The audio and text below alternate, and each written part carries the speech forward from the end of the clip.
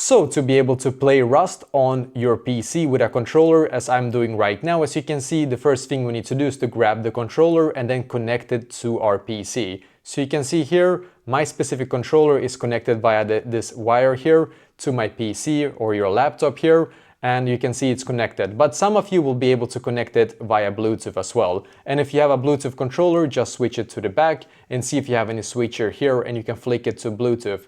And then go into settings on your PC, go into Bluetooth and find that specific controller basically. Now when you have connected your controller to your PC, I'm going to show you what we need to do. I'm just gonna go back to Steam here real quick. So I'm just gonna enter Steam here, and you can see here is Steam. So on Steam, select your Rust game here, and then where it says controllers not supported, just click on View Controller Settings here, and in here you should be able to see a button that says Enable Steam Input. So make sure to click on it here.